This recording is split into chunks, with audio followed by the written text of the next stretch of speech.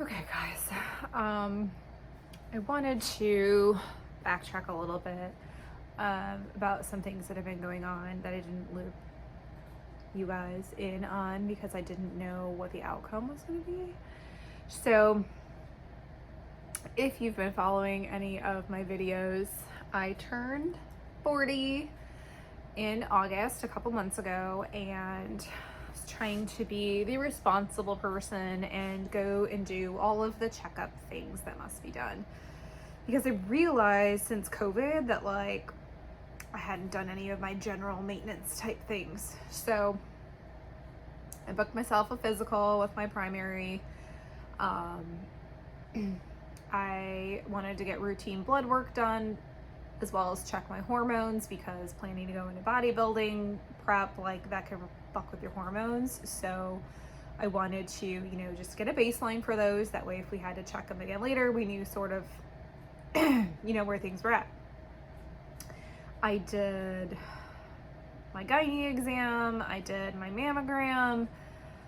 I had an appointment with a naturopath, which I will talk about maybe next week because we don't have results and all that stuff yet. But anyway, so my blood work came back with some concerns with my GFR. If you guys don't know what GFR is, it's basically a measure of your kidney function.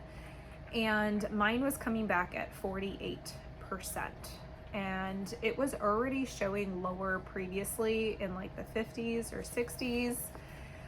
So when they called me and said that I was at 48, they immediately told me that I shouldn't be taking any creatine, which I'd already stopped by then.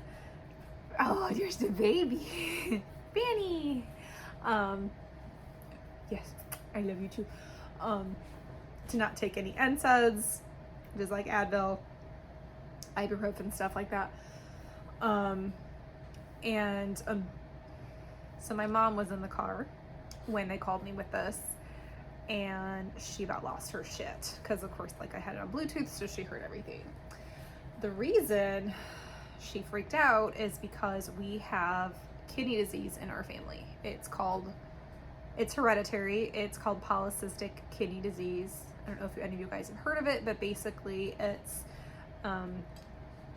cysts develop on and in your kidneys, and as they become more numerous or larger, they can impair your kidney function to the point where the only solution is a transplant. So, like I said, it's hereditary. It is rampant on my mom's side of the family. She has it, and she is in end stage renal disease, trying to avoid a transplant, but we will see if she can keep that going. My uncle is about a year post-transplant. One of my other aunts has it. My brother has it. A couple of my cousins who are younger than me have it. Most of the time it presents later in life, 40s, 50s, even 60s.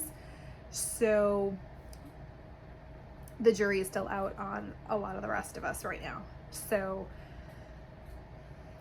when my mom heard that, she kind of freaked out on me and said that I need to just schedule an appointment with a nephrologist, get checked out. And she's totally right. Given the family history, there's a medication that is a trial medication that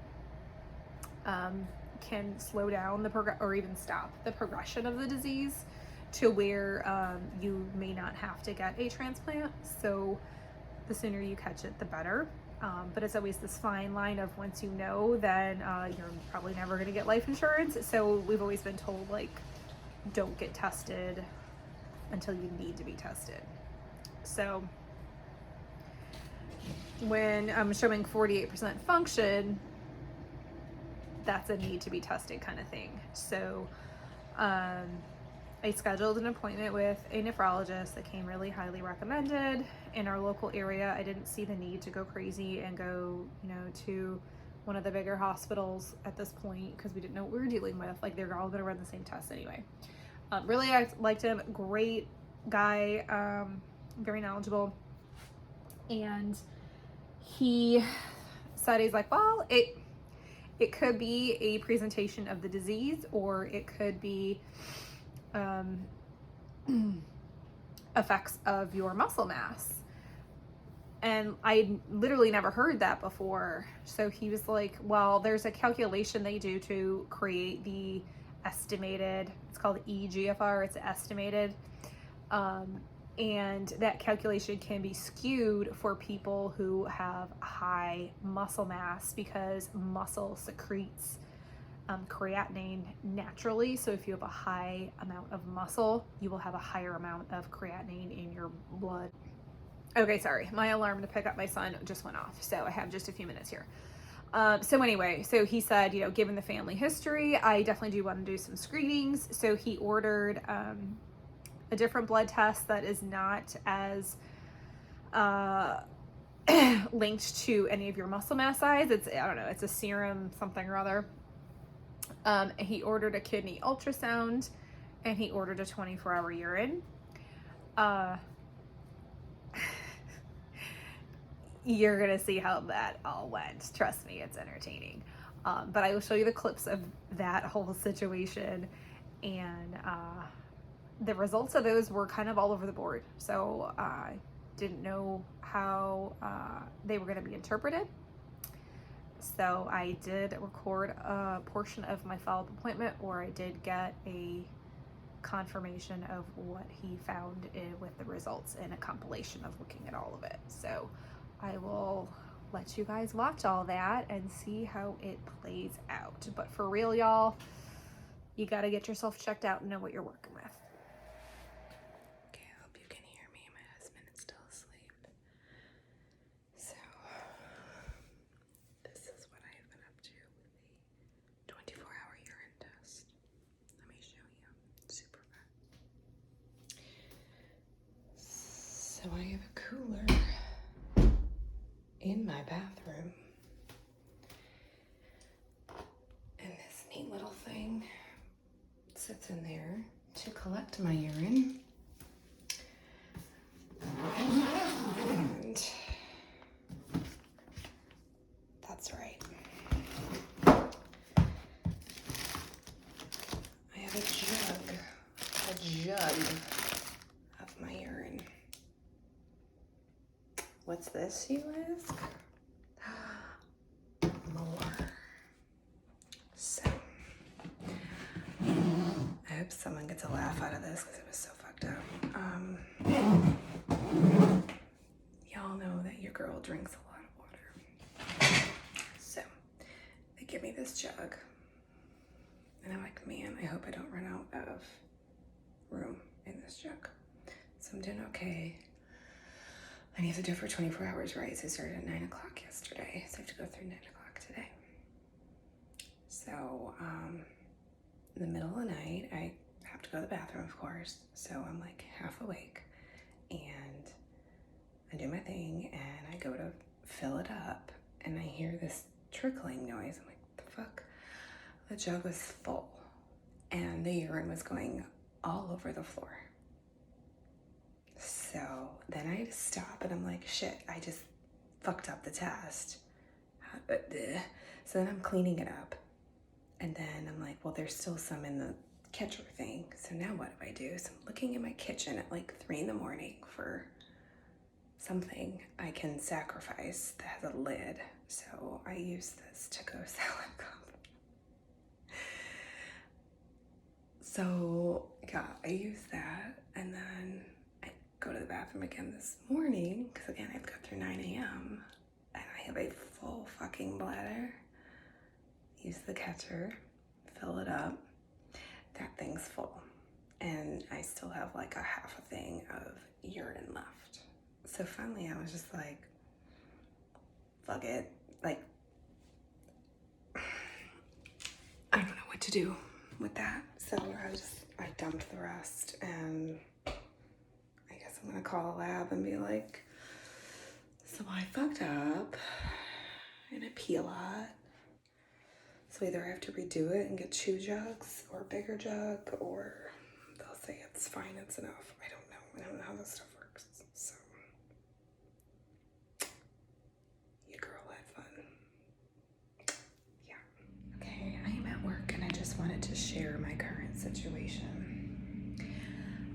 started my 24-hour yarn yesterday, but, and I tried to do it obviously on a Sunday when I didn't have to go to work, but you have to do it for full 24 hours.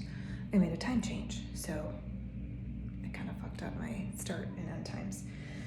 So I dropped my son off at morning swim and I came to work early, but I had to bring my stuff with me because I have to finish it at 9 a.m. and then drop it off.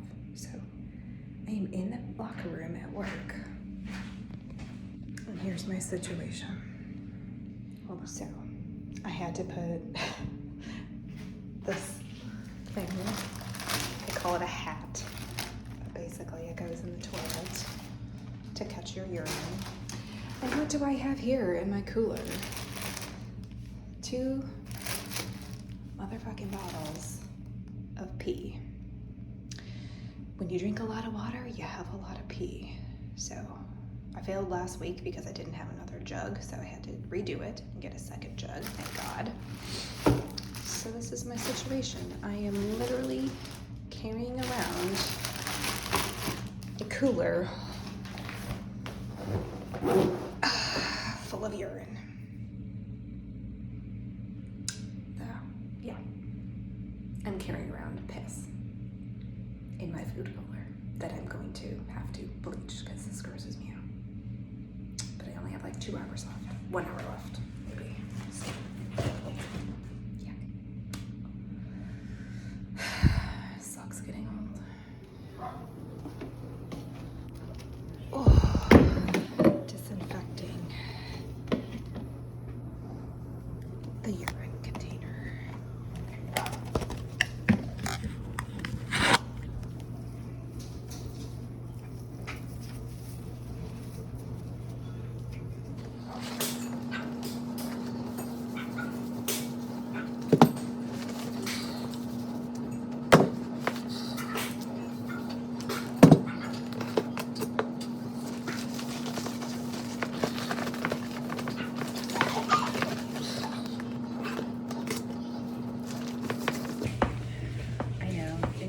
Touch the outside, but my hands did, and God only knows. This thing is normally for my food.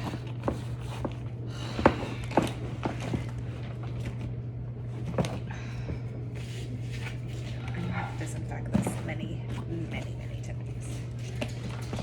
At the bottom, what's on the floor, up there.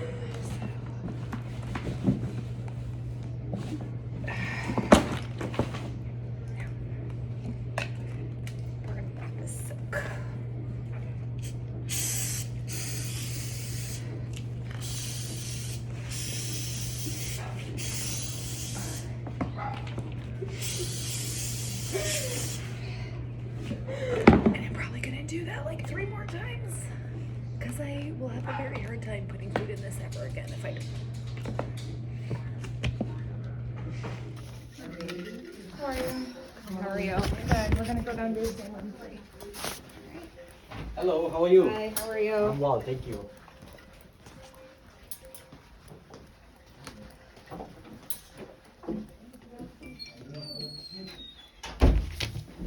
Alright. Do you know how much you weigh, Lisa? 136. Okay. And I'm gonna get a quick blood pressure on you, okay? Okay.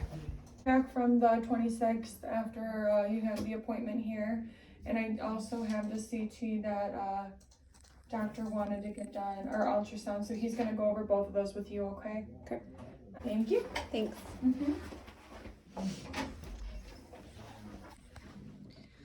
So, I'm here at the nephrologist to get results of some of our screening tests that we did. I don't know what he's gonna say. We've got family history of kidney disease, so I'm definitely at higher risk, but muscle mass throws off a lot of the blood tests because it just does.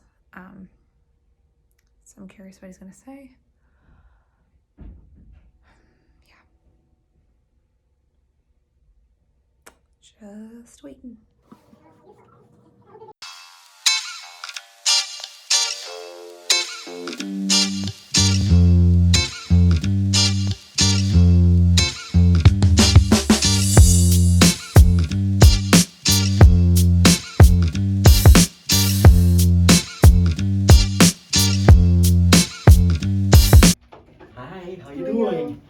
so sorry for the wait. It's okay, I know how Doing to. well? Yeah. Let me just pull up 24 urine study.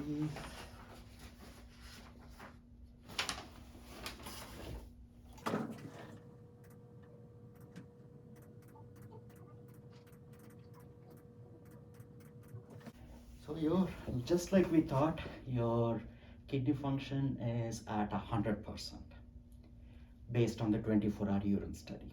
Oh, good.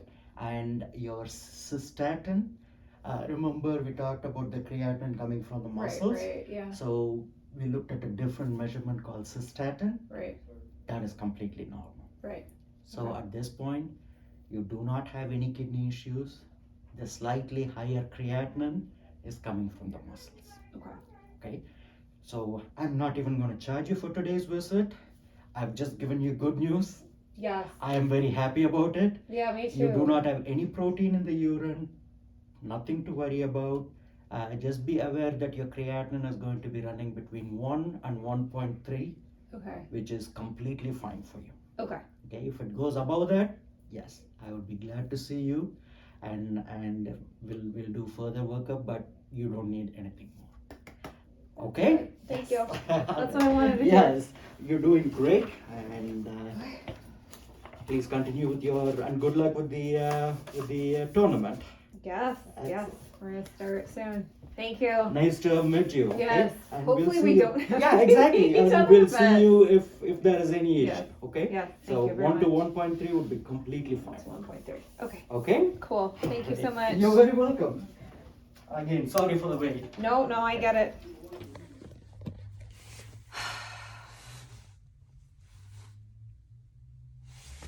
I'm so relieved. I was waiting for an hour past my appointment time. So like the anticipation just builds. That was literally the best news I could have gotten coming out of that appointment. So